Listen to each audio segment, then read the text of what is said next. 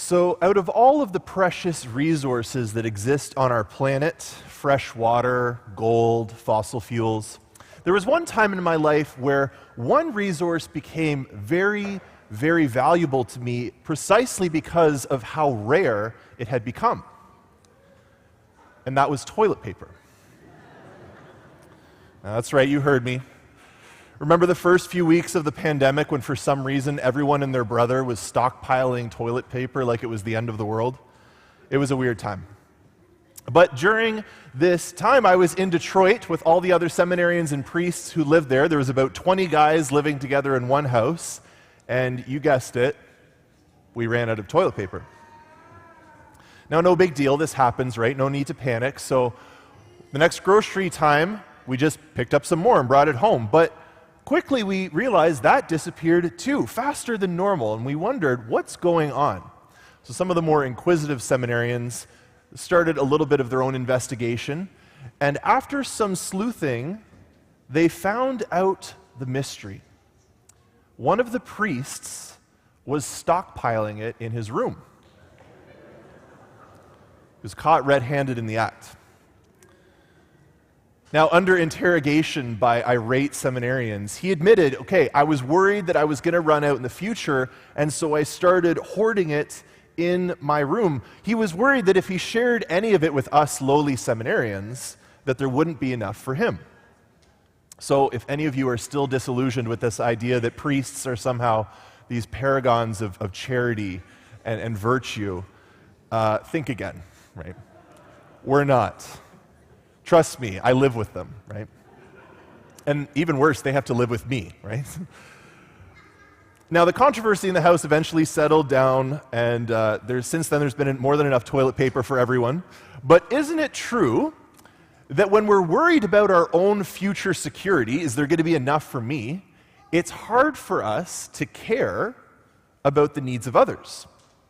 Maybe you've looked out at our economy as it seems to continue to tank, and you've been thinking, I don't know if I have enough for even the basic needs of life. Every time I go to get gas and pump up, it goes up again. Every time I go to get groceries, that bill just is more. Am I going to have enough to make ends meet? Some of you maybe have been trying to save money for a house for a long time, and you're wondering, am I ever going to be able to do that? Am I ever going to have enough money to put my kids through university? There's a whole industry of financial planning that's designed to help people put money away for the future. But this causes still a lot of stress and concern as people wonder, do I have enough saved up for a comfortable retirement? Do you find yourself ever obsessing about money, thinking about it a lot, wondering if you'll be able to live the life that you always wanted for yourself or for your family? Maybe that you could go out to nice places to eat once in a while, that you lived in maybe a better neighborhood where you're able to go on better vacations, get a cottage, those kinds of things. And you spend a lot of your time focused on growing your investments, and yet it just never seems to be enough. Well, all these different ways that we worry about money, they can actually lead to anxiety, they can lead to stress, sleepless nights, they can even put tension into our relationships with the people that we love the most if we end up fighting about money. And a lot of these things, a lot of these anxieties, they actually stem from the sin of greed. Now, greed, that's kind of a loaded word. You know, maybe it conjures up images of Scrooge McDuck, swimming in his oceans of money, diving into bank vaults, right? And you might be thinking, well, Father Isaac, I'm not greedy. That's for billionaires and rich politicians. I don't even have enough money to be greedy about. Right? I don't have any private jets. I don't have an island mansion waiting for me somewhere in some tropical destination. Greed, that's not a problem for me. And I used to think that exact thing myself. Until one day, a wise old priest who was my spiritual director in seminary, you maybe know him, Father Simon, this Yoda-like character bestowing wisdom upon this young seminarian, he gave me this book that is actually one of my favorite spiritual books of all time. And in it, it talks about the 7 deadly sins, of which greed is one of them. And it talks about how with every single deadly sin, It always starts with a lie that you believe in your heart. And the lie that greed tells us is this, that happiness comes from being materially secure, from having material security. That the sin of greed is rooted in this lie that without being financially secure, you cannot be happy. And the priest who wrote this, Father Dennis Lemieux, he puts it so brilliantly. He says, for most people, because we're not wealthy, the thought of greed is less that kind of cackling delight in our riches and more thoughts of anxiety about the future. So it's less, counting your billions alone in your room and more anxiety. Will I have enough for the future? Greed is essentially thinking and living as if money will make you happy. And greed can slowly but surely choke your spiritual life with anxiety about the future, and it even has the power to stop you from being generous. Why? Well, because if you believe the lie that greed tells you, that if I'm not financially secure, there's no way I'll be happy, well, then it's going to be very hard for you to give any of your hard-earned money away to those who are in need. If you're struggling to make ends meet, then maybe the thought of giving to the church, it doesn't even cross your mind. Now, I want to take a step back here and just say a couple things. First of all, I am very aware that this is a very generous parish.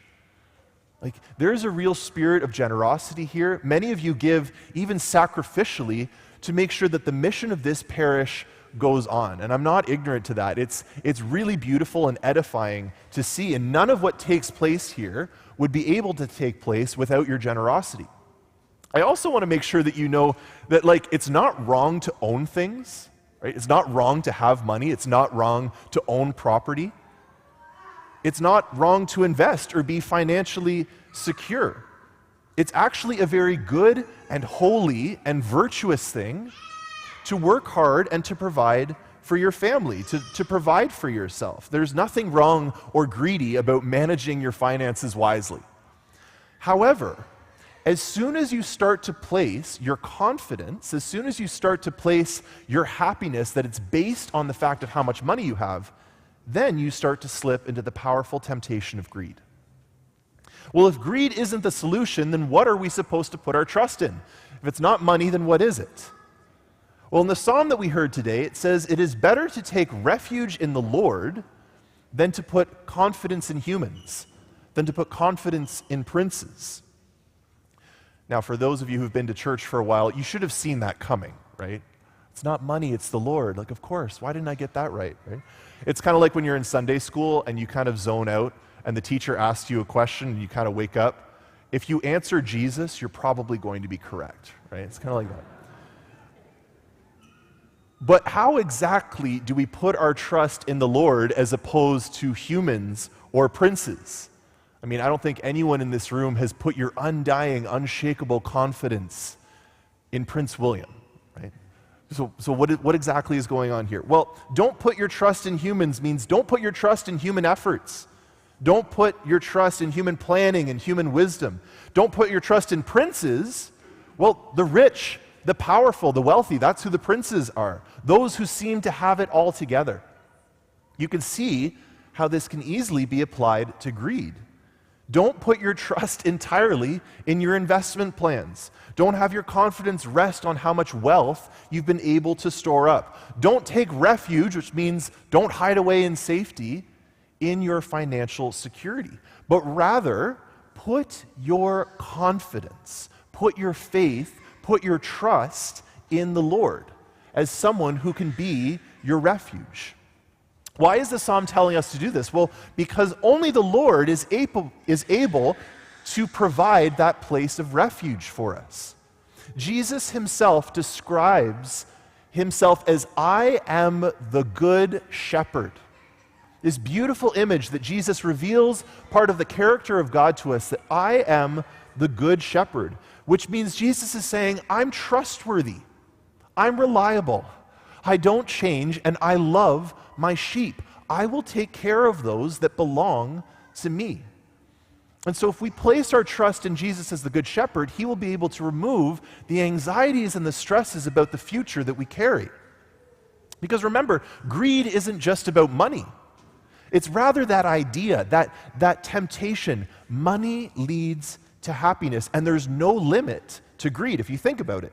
People who have nothing can be greedy, thinking to themselves, if I just get enough to get by, then I'll be happy. All the way up to the billionaire who says, if I build one more mansion, then I'll be happy. It's the same lie. It's the same sin with both. That lie that happiness is based on stuff. And if you're financially secure, whatever it looks like, then you'll be happy. And so you're always anxious about accumulating more wealth or anxious about losing the wealth you've already got. But if you've put your refuge in the Lord, if you've put your trust in him as your good shepherd, then all of that anxiety begins to fade away because you're confident you belong completely to a God who loves you, the God who created the universe, and you can trust your future to him. So how do you put your trust concretely in God? What does this actually look like rather than putting your trust in money? Well, it can be really easy to convince yourself that you don't struggle with greed. If all it is looking at our own hearts to figure out what's going on there, none of us are very good at that. So a really concrete way to see if you struggle with greed is to try to be generous in giving your money to the church and then see what flares up in your own heart. Giving money to the church, which will be used for the mission of the parish, that's a very active way to fight the tendency that all of us have towards greed in our hearts. And this is because when you give money to the church, you're saying with your actions itself, not your words, your actions, you're saying, God, I don't believe the lie that money is where my happiness ultimately comes from. I don't believe that lie. I believe that you are my good shepherd. I can't buy my happiness, and I'm going to entrust you with my money because I believe that you have my future, and I put my confidence in you. That's what happens when you're generous. Now, I know that's easier said than done, but there is no better way to fight greed in your life than to give some of your hard-earned money away to the mission of the church, to help make disciples and to help take care of the poor and the needy, those who need it most. The temptation of greed will tell you the lie, because happiness is based on material security, you can't give any of it away. You can't risk your future. But tithing, giving away money, it proclaims the truth. No, God is my shepherd. I trust him. And I had to learn this lesson for myself. You know, when I was in seminary, this is a picture of when I first joined seminary, minus the beard, you know. That's what I look like without a beard, by the way. And a backwards hat. I was so cool, right? And you might have noticed Father Dan's in that picture too. We both joined together. So I'm 19 at this time. And I joined seminary, and for 10 years, Father Dan and I, we didn't make hardly any money. We didn't have really any income. And it was actually kind of embarrassing for me because in order to make it through school, in order to make it through seminary, I had to ask other people for money. And it was really hard for my pride, especially when all of my friends from high school were going off and becoming successful and getting into business. And there's Isaac, another year of asking people for money to become a priest, right? And I had always given money to charity, to the mission of the church, but it was always sporadic when I felt like it, and it never felt easy. It was always something I did grudgingly, and it was always based on if I had enough for me. And I had so many different excuses not to give money to the church. One of the main ones was, well, I'm giving my whole life to God as a priest, right? So I can keep the money for myself. That was what I would tell myself. But when I came here to the parish as a priest, in my first year, Father Simon actually had a conversation with me, and he challenged me to make the decision to tithe. And if you haven't heard the word tithe, tithe just means this biblical principle of giving 10% of your income back to God.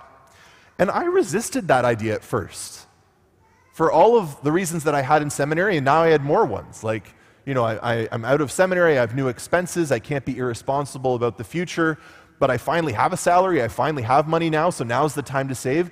And I realized that all of these things that I was thinking, they were just rationalization. They were just things I was trying to say to convince myself not to give generously. It was just greed popping its ugly head up in my own heart.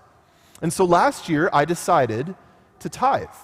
To actively fight the greed that is in my own heart, I put aside my anxiety and my stress about money, and I decided to give 10% of my income back to God.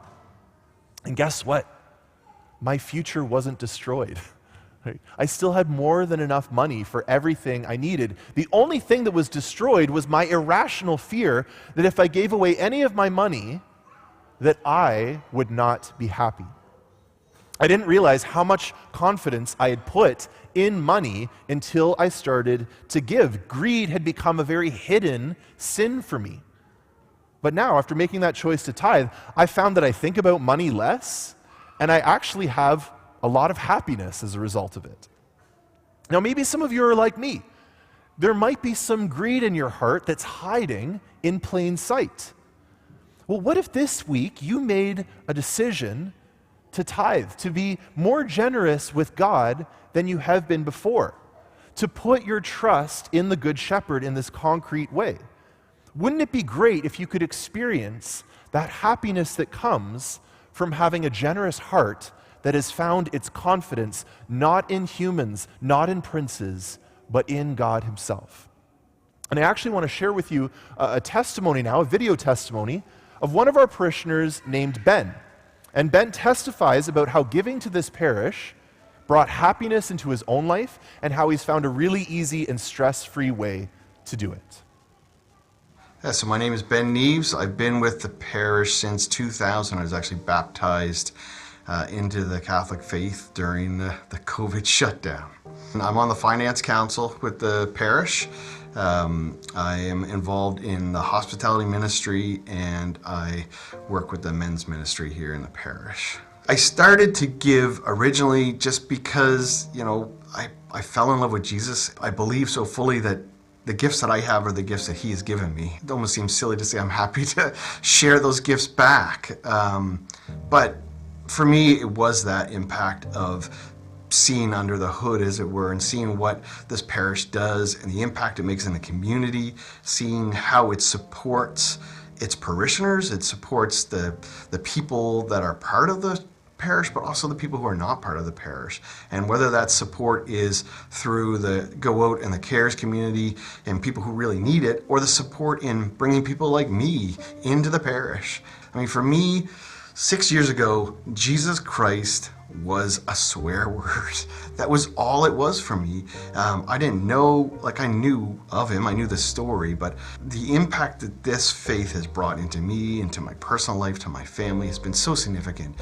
And without the contributions that people have made in the past to get me into Alpha and to support that program, I would never be here. I would never have had the impact I have. So the fact that this parish is looking to, bring new people into the faith and at the same time support their community, it's been overwhelming at times. And so for me, it's just an easy decision to say that I want to help support that in any way that I can. So for me, my giving has blessed me just in the sense that I feel more connected to this parish and to what's going on and to the impact that it has. I feel like my small contribution is making a difference, and I feel more ownership over it. So it's not just some abstract parish or abstract organization that I'm giving money to once a year, and I hope they do what they say they're going to do. When I give to this parish, I just feel connected. I feel part of that whole system. And when I hear about things that we've done, when I see at this Holy Week 6 people get baptized as adults, I think, that's beautiful and amazing, and my contribution had some small piece of that, right? I'm more connected to those 6 people because I feel like I'm more connected to this parish. The finances are important as the foundation of, keeping the lights on. We can all serve, but the lights still need to be on. We still need to have people that are hired by this parish that do things. If you look at Alpha as an example, somebody needs to run that program, and it's hard to do that in a piecemeal way. So we need to be able to have the foundation, build that foundation of support for the parish for it to have the impact. So I would encourage everybody who is giving to give through automatic giving. For me, it makes life so much simpler. It takes a ton of stress off my life. I don't have to think about when I come into Mass, have I remembered my cash or my envelope? It takes a ton of stress off me as a person. Like, I don't have to think about it. The other thing is, like, as a member of the Finance Council, I see that automated giving coming in, and I know how that makes it so much easier for the parish to rely on, to budget. So for anybody that's already giving, I would say just look at the impact that your giving has made. And if you have the means to give more, then that can make that much bigger of an impact. I think if you are in that position where it's viable for you, look at the impact that you can make and see the investment that your money has made.